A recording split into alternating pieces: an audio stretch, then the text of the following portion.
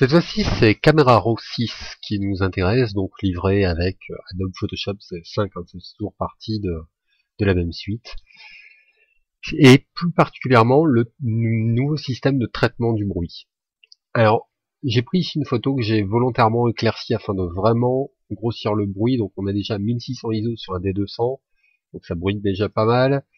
En plus, la photo était relativement sous-exposée, je l'ai surexposée pour vraiment gagner en grain.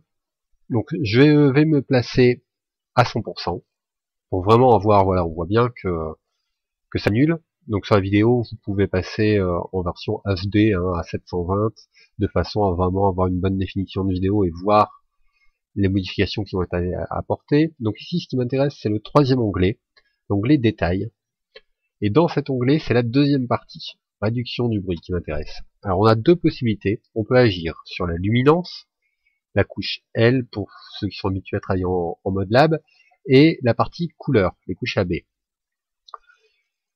Donc ici on voit bien qu'on a les deux, on a vraiment un grain et on a des problèmes d'artefacts lumineux. Donc là c'est pas gagné pour tout enlever correctement. Une vidéo sur, bon là on a 100%, mais malgré tout ça reste fort. Alors dans un premier temps on va enlever ce grain.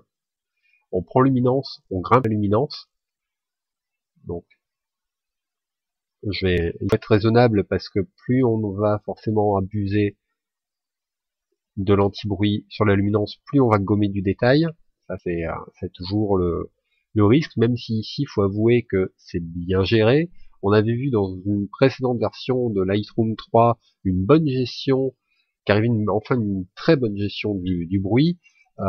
Camera Raw en a réellement profité. J'ai pas encore fait tout un tas d'essais, mais j'ai même l'impression que c'est meilleur que ce que Lightroom peut déjà nous proposer à l'heure actuelle. On va également jouer sur la couleur. Voilà. Donc pareil, faut pas trop en abuser. Bon là je grossis le truc, hein. On voit qu'on perd du détail sinon de toute façon. Donc 1600 ISO, on peut à 100%, on peut garder un certain grain. Ce qu'on va faire, c'est par contre ne pas de la couleur. Voilà. On voit que les détails ont relativement bien été supportés, hein. Ici on a 36, je passe à 0, histoire de nous rafraîchir un petit peu le truc en temps réel. Là, on voit que les détails, même si on a des aplats, ils sont bien conservés. On est quand même sur une photo à 100%. En plus, on est sur un 80-400 Sigma avec un Nikon 1.4 au cul, donc forcément, c'est pas ce qu'il y a de plus piqué en image. J'ai réduit l'image, alors là par contre, c'est les petits défauts de Camera Raw. Comme travail en direct, quand on fait des modifs et qu'on réduit l'image, il mouline sec.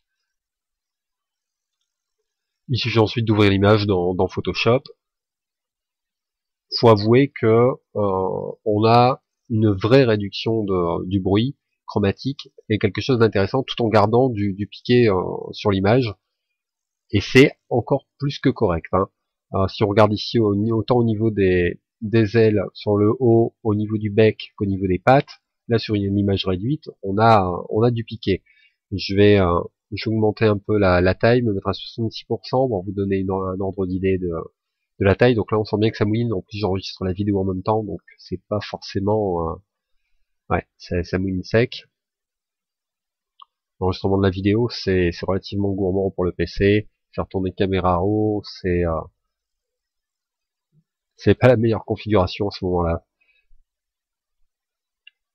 Voilà, en plus j'avais donc non seulement donné du peps dans les couleurs de l'image, mais j'avais également augmenté la netteté de l'image de façon à vraiment avoir quelque chose entre guillemets de dégueulasse à la fin et qu'en vidéo ça puisse quand même donner quelque chose d'intéressant.